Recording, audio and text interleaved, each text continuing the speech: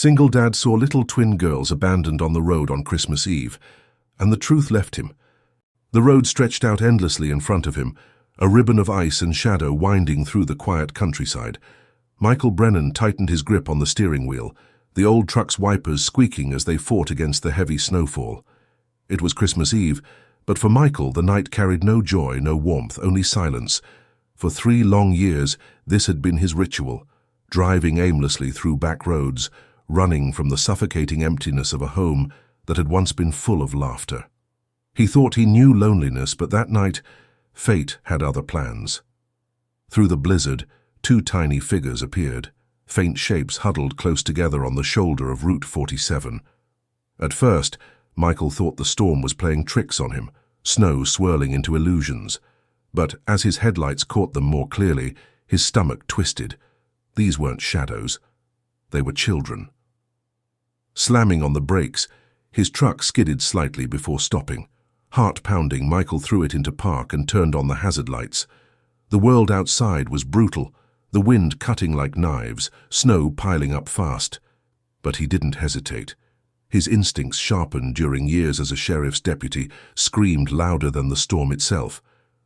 Grabbing his emergency flashlight, he stepped into the icy night. "Hey there," he called softly, careful not to scare them. The sight before him made his chest tighten. 2 little girls, no older than 6 or 7, were bundled in thin, matching coats, their small hands gripping each other desperately. The younger one cried quietly, her shoulders shaking while her sister held her protectively, eyes wide with fear. "Are you okay?" "Where are your parents?" Michael asked, lowering the flashlight beam so it wouldn't blind them. The older girl lifted her gaze. Her eyes, deep, brown, and far too full of fear, met his.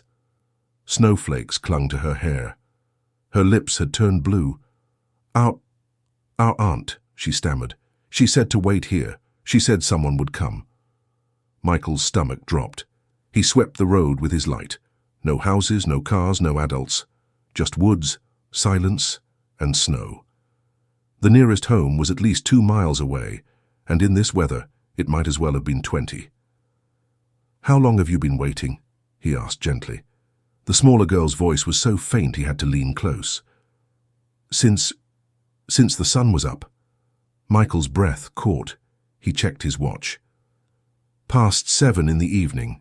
These children had been sitting in the freezing storm for over 8 hours. Rage and grief collided inside him, but he kept his voice steady. "My name's Michael. What are your names?" "I'm Grace," the older one said, trembling. "This is my sister, Faith." "Those are beautiful names," he said softly. "Listen, Grace, Faith, it's not safe here. How about you come sit in my warm truck while we figure out how to find your aunt?" The sisters exchanged a nervous glance. Fear battled with desperation.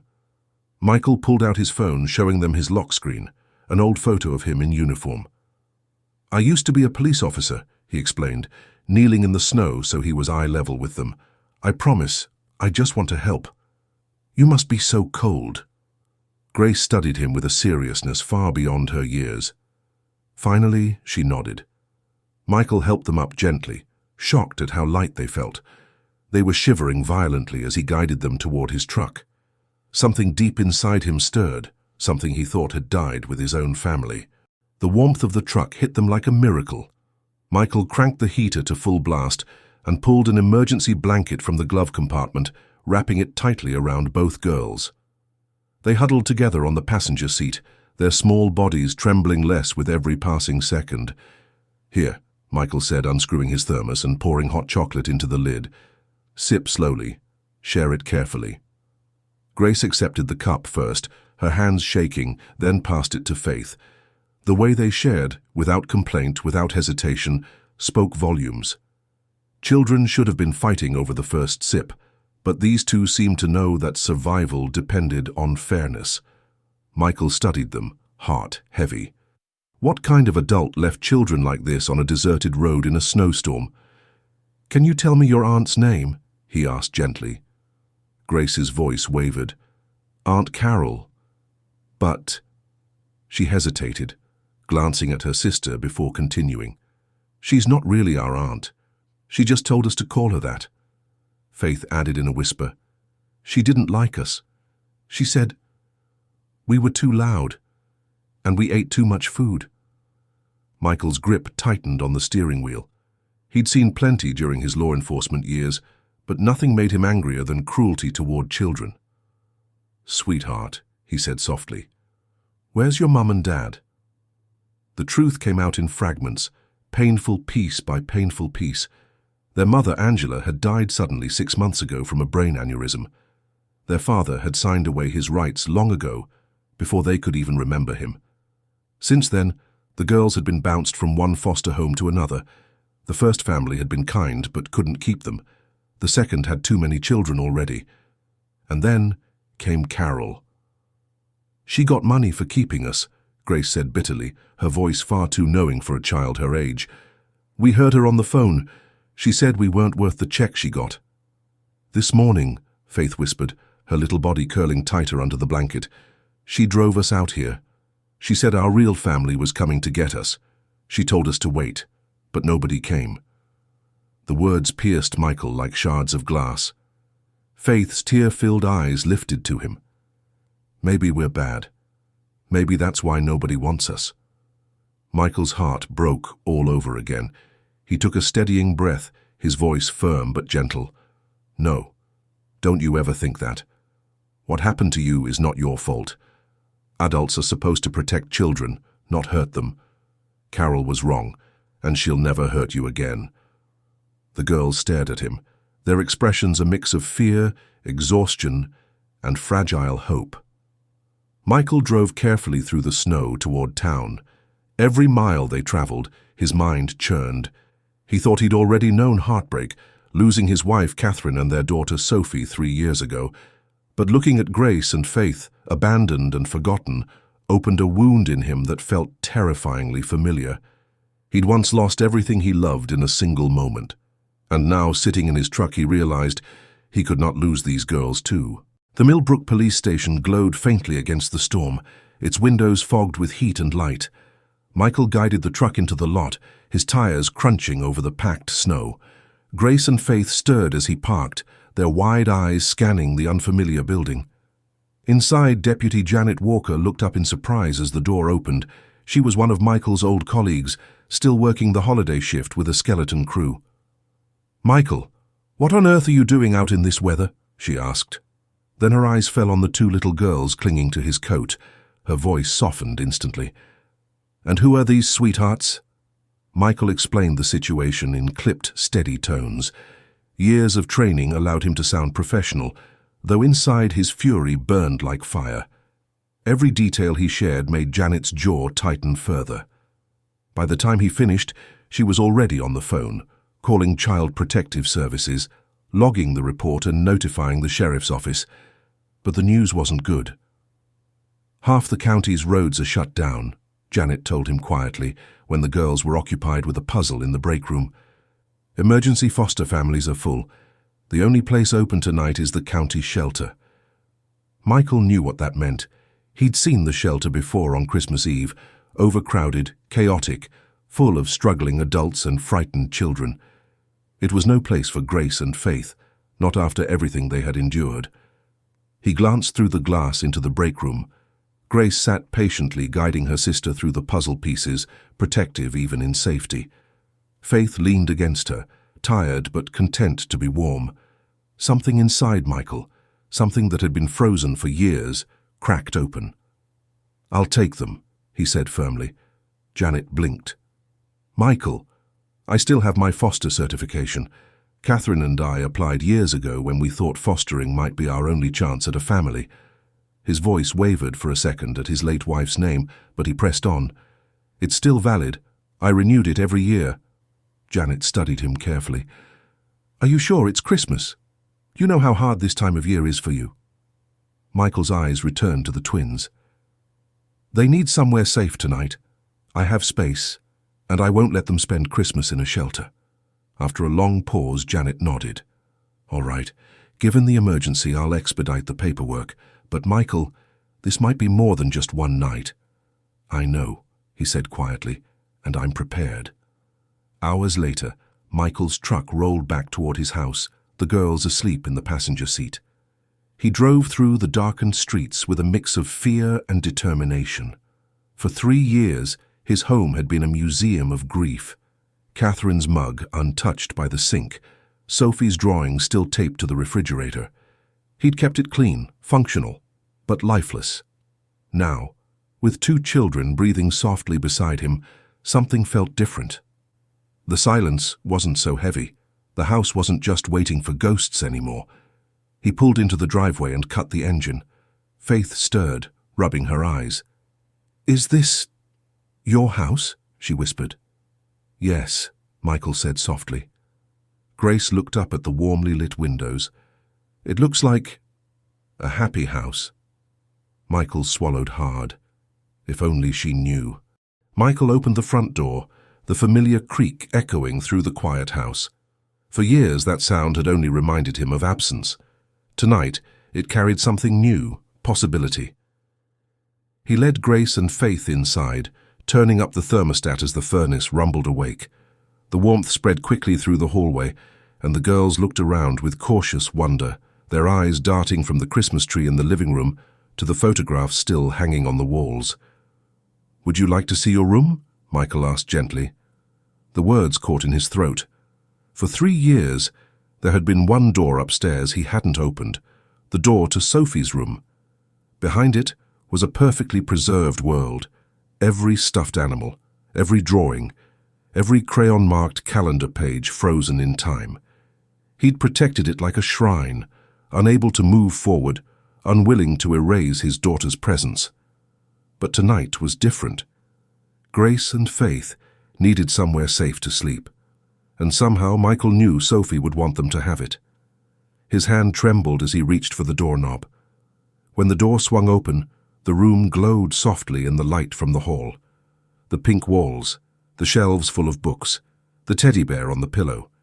It was as if Sophie had just stepped out and would return any moment. The twins paused in the doorway. "Whose room is this?" Grace asked carefully, always the one who needed to understand. Michael swallowed hard. "It belonged to my daughter. She's not here anymore." Faith slipped her small hand into his, her eyes shining with a gentle intuition that pierced through his grief. "Is she in heaven, with our mommy?" Michael blinked against the sudden sting of tears. "Yes," he said finally, voice thick. "I think so, and I think they'd be friends up there." The girls glanced at each other, then stepped softly into the room. Grace touched the bookshelf with reverence. Faith picked up the teddy bear, holding it close. "Do you think she'd be okay if we slept here?" Michael nodded slowly. "I think she'd be happy to know you're using her room." They accepted the answer with a child's trust, and just like that the room no longer felt like a tomb. It felt alive again, repurposed not to replace Sophie, but to honor her. Later that evening, Michael managed to put together a simple dinner, grilled cheese sandwiches and tomato soup. He wasn't much of a cook anymore, living off takeout and frozen meals, but the way Grace and Faith ate made it seem like a feast. "At Aunt Carol's we only got 1 meal a day," Faith said quietly, as though confessing a crime. Michael's hand tightened around his mug. Without a word, he made them each another sandwich. Afterward, he found some of Sophie's old pajamas that fit well enough, unicorns for Faith, stars for Grace. The sight of them smiling in those clothes brought him a pang so sharp he nearly had to step away. But when he tucked them into bed that night, their heads resting against Sophie's old pillows, Michael realized something had shifted. For the first time in years, the house felt less empty. The silence was no longer suffocating. It was fragile, tentative, but it was hope. The house was quiet, but Michael didn't sleep. He sat in the recliner in the living room, staring at the faint glow of the Christmas tree. For 3 years, he'd avoided his own bed, unable to face the emptiness beside him.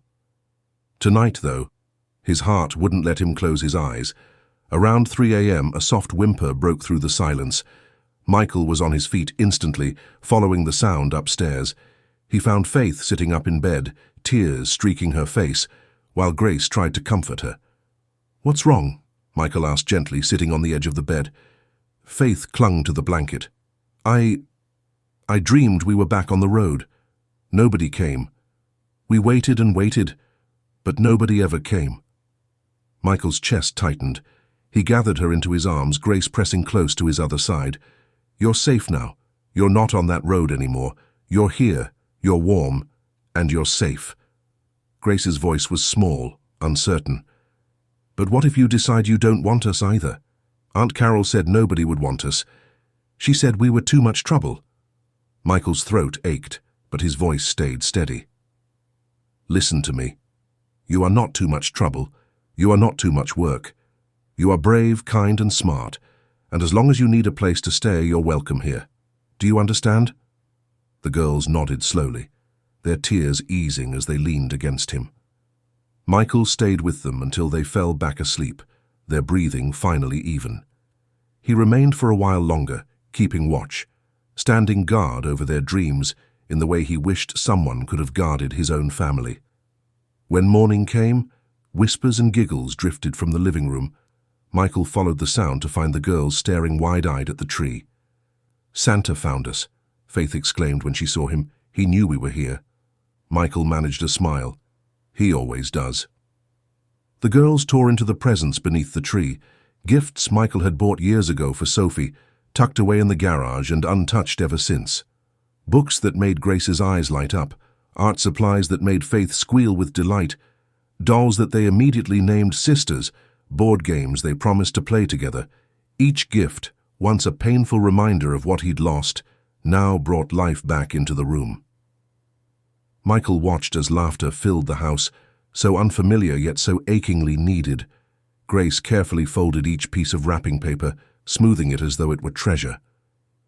"We can use it to wrap presents for other people when we have presents to give someday." Michael excused himself to the kitchen, his chest tightening at the simple optimism in her words. For years he'd drowned in grief, but these girls, with their broken hearts and stubborn hope, were teaching him something he thought he'd forgotten: how to live again. By noon the house had filled with more than just laughter. Deputy Janet Walker arrived, carrying bags of clothes, coats, and new winter boots. The twins' faces lit up as they tried everything on, Faith twirling in her bright purple jacket, Grace admiring her sturdy boots as though they were made of gold. But Janet also brought news. She pulled Michael aside, her tone hushed. "We found Carol Hutchkins. She's been arrested. She admitted she left them on the road, said she'd planned it for weeks. She even told CPS the girls had run away. She was still collecting checks." Michael clenched his jaw, fury flashing across his face. He forced himself to breathe. "What happens to the girls now?" "They'll review the case after the holidays," Janet explained. "But Michael, they have no relatives. Their father gave up his rights. Their mother had no family left. They'll go back into the system." Michael glanced through the doorway at Grace and Faith, sitting side by side sharing a new sketchbook, their small shoulders touching as if afraid to be separated. "They'll split them up, won't they?" Janet hesitated. "It's likely. Most families don't want to take two kids together." "No," Michael said firmly, shaking his head. "They stay together." "That's not always possible." "Then I'll keep them, both of them." Janet studied him, concern in her eyes. "That's a big decision, Michael. You've been through a lot." "So have they." Michael's gaze returned to the girls. "At least I had 3 good years with my wife and daughter before I lost them. These girls have had nothing but loss. They deserve better." Over the next days, the house shifted in subtle, steady ways. Healing didn't happen all at once, but slowly, spaces once filled with silence came alive again. The refrigerator door, once frozen in time with Sophie's drawings, now bore Faith's colorful sketches alongside them. Grace's voice carried down the hall as she read aloud from her new books. The kitchen table, once cluttered with unopened mail, became the place for dinners, puzzles, and laughter. Michael found himself falling into routines he thought he'd left behind forever, packing lunches, cooking real meals, checking closets for monsters, even though Grace insisted she was too old for that. Still, she smiled when he did. At night he read stories aloud, Faith begging for just one more chapter, while Grace pretended not to listen. though her eager eyes gave her away. The girls still had nightmares. Faith would dream of the cold road, of waiting forever. Grace would wake in terror at the thought of being separated from her sister, and each time Michael was there, steady, reassuring, guarding them against the fears that had chased them for too long. For the first time in years, he wasn't just surviving. He was protecting. He was building something again. And though he didn't dare admit it yet, part of him wondered if these two brave little girls, might be the reason he was still here at all. A few days later, Michael sat across from his grief counselor, a woman who had guided him through the worst of his loss after Catherine and Sophie's accident. He hadn't called her in months, but now he needed clarity. "Are you considering keeping them because you miss your daughter?" she asked gently, "or because these specific children need you?" The answer came without hesitation. "It's not about replacing Sophie. No one could ever replace her. This is about Grace and Faith. They need someone, and I think I need them too." The counselor nodded knowingly. "Then maybe it's not about loss anymore, Michael. Maybe it's about what comes next." Those words echoed in his mind that evening as he watched the twins build a fort out of pillows and blankets in the living room. Their laughter spilled into the air, awkward at first, then fuller, freer, as if they were daring to believe in joy again. On New Year's Eve, they sat together on the couch watching a pre-recorded countdown on television, since the girls couldn't stay up that late. The sparkling lights reflected in their eyes, full of childlike wonder. "Mr. Michael," Faith asked suddenly, curling up against his side, "are we going to have to leave?" Grace tensed at her sister's question, eyes flicking toward Michael with the weight of unspoken fear. Michael hesitated only for a moment. He had wrestled with the question for days, but sitting between these two fragile, brave souls, the decision was clear. "No," he said firmly. "Not if you don't want to." Grace's breath caught. "Really? We can stay?" "Not just stay," Michael said. He looked from one girl to the other, his heart tightening. "We'll make it official. Would you like to be part of my family? Permanently?" Faith threw her arms around him so fast he almost lost his balance. Grace followed, her hug quieter but no less fierce. For the first time in 3 years, Michael felt something more than grief. Not happiness exactly, that would take time, but hope, purpose, and the fragile beginnings of belonging. "We can be your daughters?" Faith asked in a small voice. "Real daughters? Forever?" Michael's throat constricted, but he forced the words out. "Forever and ever." The adoption process was slow and full of paperwork, but Michael attacked it with determination. Each form, each court date, each home visit was another step toward something he hadn't dared believe possible again: a family. The girls adjusted in small, beautiful ways. Grace joined the school's reading club and came home bubbling with stories. Faith's teacher noticed her artistic talent and enrolled her in an after-school art program. By spring, they had begun calling Michael Dad. First Grace, casually, as though it had always been true. Faith followed only hours later. The first time it happened, Michael had to excuse himself, retreating to the kitchen until he could steady his emotions. But this time, his tears weren't just from grief.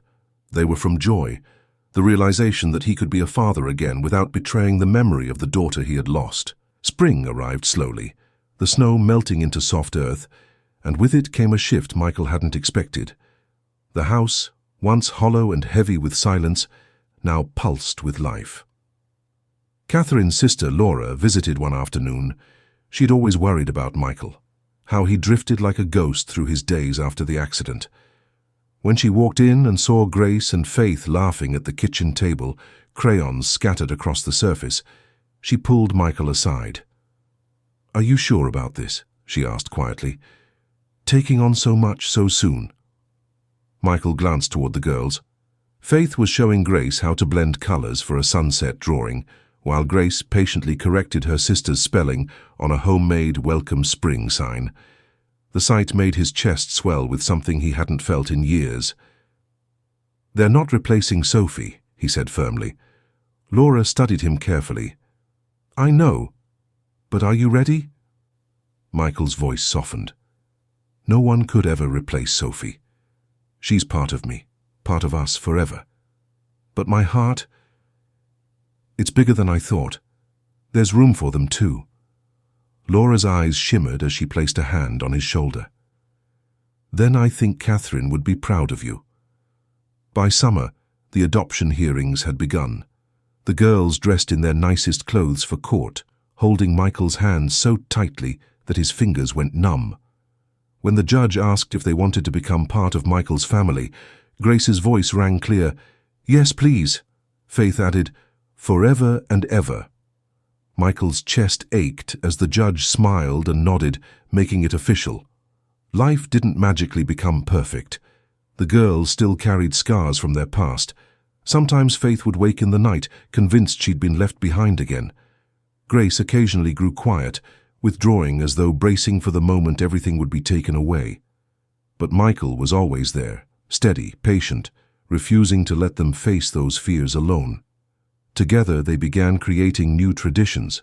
On Saturday mornings, they baked pancakes in ridiculous shapes, dinosaurs, stars, even a spaceship attempt that collapsed halfway through cooking but made them laugh until their stomachs hurt. In the evenings, they planted a garden in the backyard. Faith painted signs for the rows of tomatoes, carrots, and flowers, while Grace read aloud from a gardening book, pretending to be the expert. Michael found himself smiling more often, caught off guard by the simple, ordinary moments. Checking homework, listening to bedtime prayers, teaching them how to ride bikes in the driveway. He had thought those parts of life were gone forever. Instead, he was living them again, only this time with two little girls who clung to him as though he were their anchor.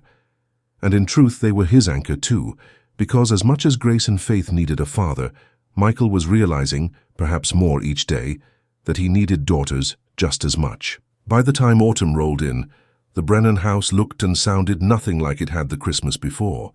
Where silence once lingered, there was now laughter, bickering over board games, and the constant hum of life. On the anniversary of that fateful night, Michael suggested a new tradition. He drove the girls back to Route 47, the lonely stretch of road where he had first seen them huddled together in the snow. But this time they didn't come empty-handed. Together, they had prepared a weatherproof box filled with blankets, hand warmers, granola bars, and a sign with Michael's phone number. The girls helped bolt it to a sturdy post near the roadside. If anyone ever gets left out here like we did, Grace said firmly, they'll know they're not alone. Faith slipped a small drawing into the box, a crayon picture of 3 people holding hands under a bright yellow sun. So they'll know someone cares. Michael's chest ached with pride. That's exactly why we're doing this, he said softly. Afterward, they drove to the local shelter, their car packed with gifts they had wrapped themselves. The girls insisted on donating some of their own toys. Grace carefully chose books she had already read, wanting other kids to enjoy them too. Faith created special drawings for each gift, her little heart pouring hope into every crayon stroke. That evening, as he tucked them into bed, Faith turned to him with wide, thoughtful eyes.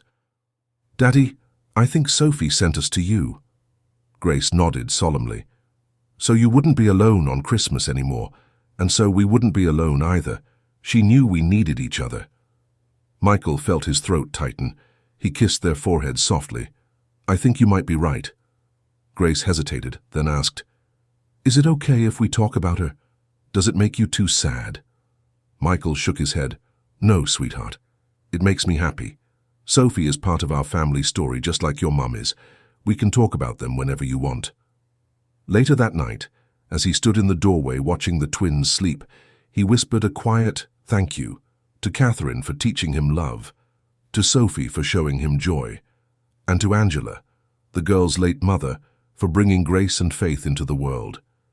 He even whispered gratitude to the mysterious thread of fate that had placed him on that road at that exact moment. 3 broken hearts had found one another in the snow, and together they were learning that love could grow again, even from the deepest wounds. And for the first time in a long time, Michael looked toward the future, not with fear but with cautious, fragile hope. Winter returned again, But this year the season felt entirely different. Instead of dreading Christmas Eve, Michael and the girls looked forward to it. Their home was alive with decorations, paper snowflakes Faith had cut out, garlands Grace had strung across the banister, and a tree decorated with mismatched ornaments, some old and some newly crafted by small hands. On the morning of Christmas Eve, the three of them bundled into the truck with boxes of supplies. It had become their new tradition, visiting the roadside box on Route 47. This year they added more: coats, gloves, and even small wrapped gifts labeled "For whoever needs this most." The girls decorated the box with stickers shaped like stars and hearts. "Do you think anyone will find it?" Faith asked, her breath visible in the cold air. Michael knelt beside her.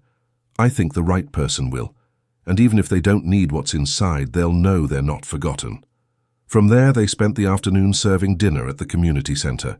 Grace carried trays with careful determination, while Faith insisted on handing out cookies she had decorated herself. Watching them, Michael felt an overwhelming swell of pride. That night the girls snuggled together in their shared room, still Sophie's room, though now transformed with touches of their own. The unicorn pajamas Faith wore were washed thin from use, and Grace's bookshelf overflowed with stories she had read twice over. But what mattered most wasn't the room or the things. It was that they felt safe. Before turning out the light, Faith whispered, "Daddy, do you think Santa will find us again this year?" Michael smiled gently. "Santa never forgets children like you. He knows exactly where you are." The girls drifted to sleep, their hands clasped even in slumber. Michael lingered at the doorway watching them. His heart swelled with emotions he couldn't fully name. Grief still, yes, but also gratitude, hope, and an unfamiliar peace. He remembered the night he had found them, two fragile figures huddled against the storm. He thought he had been saving them, but the truth was clearer now. They had saved him too. The next morning, Christmas dawned with squeals of excitement. The tree shimmered in the living room, gifts tucked beneath it. The girls tore open packages with pure delight. New art supplies for Faith, novels for Grace, matching scarves they immediately wrapped around each other. Grace smoothed each piece of wrapping paper once again, folding it neatly. "We'll save this for next year. We can use it to wrap gifts for other kids." Michael laughed softly, shaking his head in amazement. These girls, abandoned and unwanted by the world, carried more generosity in their hearts than most adults he had ever known. And in that moment, surrounded by laughter, scraps of paper, and the smell of cinnamon from the kitchen, Michael realized something simple and profound. His home was no longer haunted by the past. It was alive with the present, and it was finally whole again. Spring sunshine streamed through the kitchen windows, warming the table where Grace sat bent over a book report, while Faith sketched in her notebook. The once quiet, empty house now buzzed with ordinary life, homework, crayons, and the smell of spaghetti sauce simmering on the stove. Michael stood at the counter, watching them with quiet amazement. A year ago he had believed his story was finished, defined only by loss. But now, every ordinary sound felt extraordinary. "Dad," Grace said suddenly, not looking up from her paper, "do you think Sophie would like us?" The question caught him off guard. He set down the wooden spoon, his throat tightening. "Yes," he said softly. "She would love you both very much. She always wanted sisters, you know." Faith's eyes widened. "Really?" Michael smiled faintly. "Really? She loved drawing just like you, and she always asked questions, just like Grace." The girls exchanged a glance, a quiet satisfaction passing between them. They weren't replacing Sophie. They were becoming part of her story. That spring also brought challenges. Michael discovered just how deep the girls' wounds ran. Faith clung to him whenever he left for errands, terrified he wouldn't come back. Grace sometimes shut down when reminded of the past, her silence heavy and guarded. But instead of pulling away, Michael leaned in. He attended school meetings, worked with counselors, and most importantly, kept showing up. Every day, every moment, proving with consistency what words alone could not, that he wasn't going anywhere. The adoption process moved forward, though not without hurdles. There were background checks, home visits, endless forms to fill out. Michael tackled each one with determination. For him, it wasn't just paperwork, it was a promise. At one of the court hearings, Grace squeezed his hand so tightly his knuckles turned white. When the judge asked if she wanted Michael to be her father, she spoke clearly. Yes, because he chose us when nobody else would. Faith added shyly, and we chose him too. The courtroom fell silent for a moment, the truth in her words striking everyone present. By early summer, the adoption was finalized. Michael Brennan was no longer just a guardian. He was their dad, on paper, in law, and most importantly, in love. The girls celebrated by baking a lopsided cake, decorating it with uneven swirls of icing and sprinkles dumped in piles. They insisted on writing "Forever Family" in shaky letters across the top. Michael had eaten plenty of cakes in his life, but none had ever tasted sweeter. That night, as he tucked them into bed, Grace whispered, "We're really yours now, right? Forever?" Michael kissed her forehead. "Forever," he promised. And for the first time in years, he believed in forever again. The Brennan household soon developed its own rhythm, full of routines both ordinary and magical. Mornings began with Grace reading the weather forecast from the newspaper, pretending she was a TV anchor, while Faith doodled suns, clouds, and rainbows on sticky notes to match. Michael found himself laughing more often, sometimes at their antics, sometimes at himself. He had once thought he'd never smile again, but the girls had a way of dragging joy back into his life, whether he wanted it or not. One Saturday they tackled the garage together. Dusty boxes towered high, many untouched since Catherine and Sophie's passing. Michael had avoided them for years, but with Grace and Faith's curious energy, the task felt less daunting. "Dad?" Faith called excitedly, pulling a shoebox from a shelf. "Look!" Inside were Sophie's old art supplies, colored pencils, half-used sketchbooks, a watercolor set. Michael froze for a moment, grief rising sharp and fast, but Faith's eagerness softened the ache. "Can I use them?" she asked carefully, almost afraid of the answer. Michael swallowed hard and nodded. "Yes, I think she'd like that." Faith beamed, hugging the box to her chest. Later she painted a picture of 3 figures holding hands under a tree.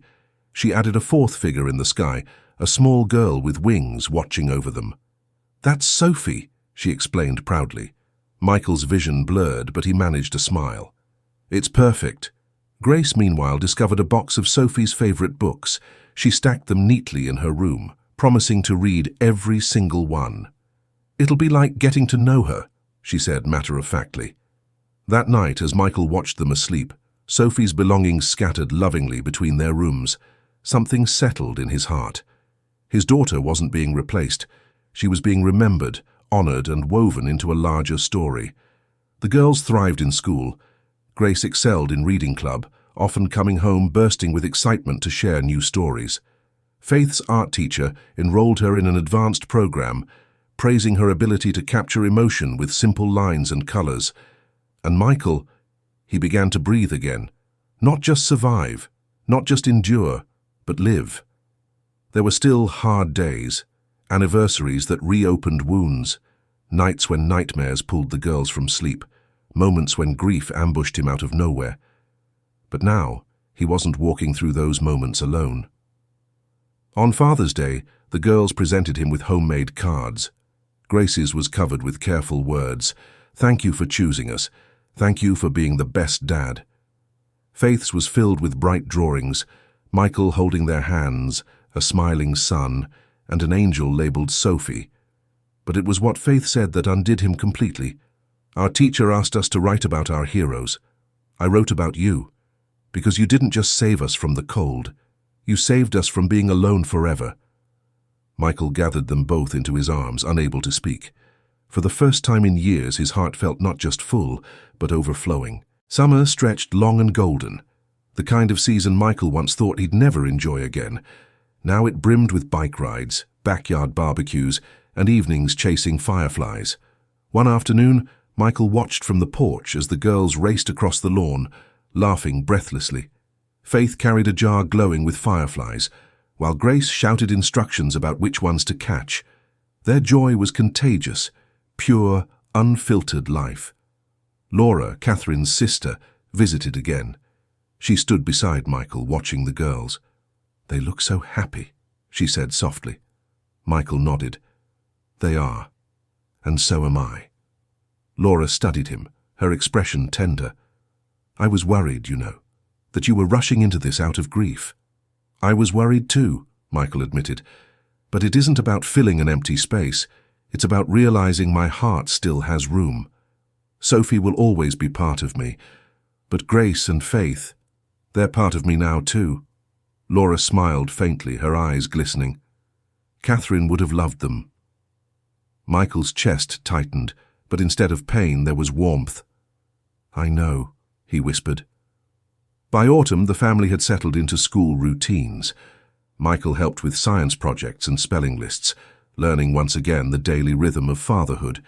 Grace thrived academically, while Faith filled the house with paintings, sunsets, animals, and always people holding hands. But the greatest transformation was inside Michael himself. The weight of grief was still there, but it no longer defined him. He found himself whistling while cooking dinner, humming along to the radio, even telling jokes, bad ones, that made the girls groan and laugh.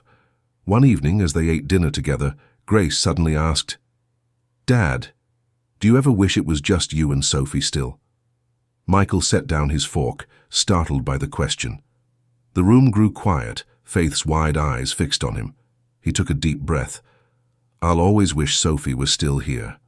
I miss her every single day. But that doesn't mean I wish for a different life now. Because if things were different, I might never have found you." Grace's eyes softened, and Faith reached across the table to hold his hand. "You didn't just give us a home," Grace said quietly. "You gave us a family." Michael swallowed hard, overwhelmed by the truth in her words. "And you gave me a reason to live again." That night, as he tucked them in, he lingered a little longer by their bedside. Watching the two girls curled together beneath the blankets, he realized something profound. They weren't just survivors of abandonment, and he wasn't just a grieving father. Together they had created something entirely new, an unexpected, imperfect, but deeply real family.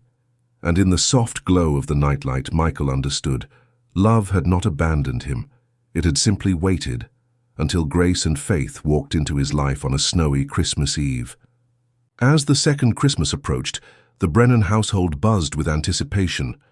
The girls decorated the tree with homemade ornaments, Grace carefully stringing popcorn garlands, while Faith glued glitter to pine cones. Michael helped untangle the lights, pretending to grumble but secretly enjoying every second. On Christmas Eve, they returned once more to Route 47. The weatherproof box stood sturdy where they had placed it a year before. They restocked it with blankets, hand warmers, and food, adding small wrapped gifts tied with ribbons. "This is our tradition now," Grace said firmly as she tucked a book inside, "so nobody ever feels forgotten." Faith slipped in another drawing, a picture of 3 people holding hands with a little angel hovering above. She whispered, "Merry Christmas, Sophie." Michael's chest ached, but this time the pain wasn't only sorrow, it was love, stretching wider, deeper, encompassing both the family he had lost and the family he had gained. Later they joined volunteers at the shelter, serving dinner and handing out presents. Grace read stories aloud to younger children, while Faith painted faces with bright stars and butterflies. Michael watched them, overwhelmed with pride. That night back at home, the girls raced to the tree, their eyes widened at the sight of gifts waiting for them. "Santa found us again," Faith squealed. Michael chuckled. He always does. They opened presents with infectious joy, Grace unwrapping books she immediately hugged to her chest, Faith gasping over new paints and brushes. They laughed, traded ribbons like treasures, and once again saved every scrap of wrapping paper. Later, as the house settled into quiet, Michael tucked them into bed. Grace looked up at him with solemn eyes. "Dad, do you think we'll always stay here? Forever?" Michael brushed a strand of hair from her face. "Yes, sweetheart. Forever. This is your home now. Always." Faith yawned, snuggling closer to her sister.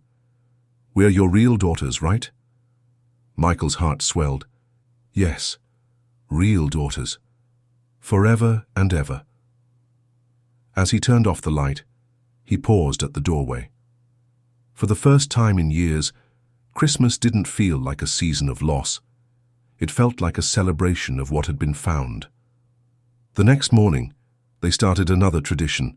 They baked cookies, then bundled up and walked door to door, delivering them to neighbors. Grace handed each plate with pride, while Faith slipped handwritten notes under the cookies. "You are loved. Merry Christmas." When they returned home, the girls collapsed on the couch, giggling and covered in flour. Michael sat beside them, pulling them close. He realized something simple and profound. Miracles didn't always look like parting seas or burning stars. Sometimes they looked like two little girls in pink coats, abandoned in the snow. Sometimes they looked like laughter filling a house once silenced by grief. And sometimes they looked like family, chosen, unexpected, but real. 6 months after the adoption was finalized, life in the Brennan house settled into something beautiful, ordinary. And for Michael, ordinary felt like a miracle. Saturday mornings meant pancakes shaped like stars and dinosaurs. School nights meant spelling tests spread across the kitchen table and bedtime stories read under soft lamplight. There were still moments of grief. Michael would always miss Catherine and Sophie. But now those memories rested gently beside new ones, not drowning them out. One June afternoon, while sorting boxes in the garage, Michael heard excited voices calling, "Dad! Dad! Look what we made!" Grace and Faith ran in, their hands clutching colorful Father's Day cards. Grace's card was neatly written, every letter carefully traced. "Thank you for choosing us. You're the best dad in the world." Faith's card was covered with drawings, stick figures of their little family, a sun smiling overhead, and a small angel labeled Sophie watching over them. But it was what Faith said that undid him. "Our teacher asked us to write about our hero. I wrote about you because you didn't just save us from the cold that night, you saved us from being alone forever." Grace added softly, "You gave us a family when everyone else gave up on us." Michael pulled them both into his arms, his voice breaking. "You saved me too. Both of you." The words hung in the dusty garage, heavy with truth. For 3 years, Michael had believed his story was only about loss. But these two girls had shown him that broken hearts could still love, that families weren't always born, they were found. That Christmas Eve, exactly 2 years after the night he found them, they returned once more to Route 47. The snow fell softly, covering the road in white. Together they checked the roadside box, refilled it with blankets and food, and added new gifts. Michael watched as the girls placed their drawings inside, their mittened hands careful and deliberate. Grace whispered, "For the kids who are still waiting." Faith added, "So they know someone will come." Michael's throat tightened. He knelt between them, pulling them close. "And you'll be the proof of that, because once you were the ones waiting. And now you're home." They stood there together in the falling snow, 3 people bound not by blood but by love, by choice, by the miracle of showing up when it mattered most. As they drove away, Michael glanced in the rearview mirror. Grace was reading a book aloud to Faith, who was coloring in her sketchpad. The sight filled him with something he once thought impossible: peace. Families, he realized, aren't about who you're born to. They're about who shows up, who stays, who refuses to let you face the cold alone. And on that long-ago Christmas Eve, when 2 small figures in pink coats appeared in his headlights, everything had changed. He thought he had saved them, but the truth was simpler, deeper. They had saved him too.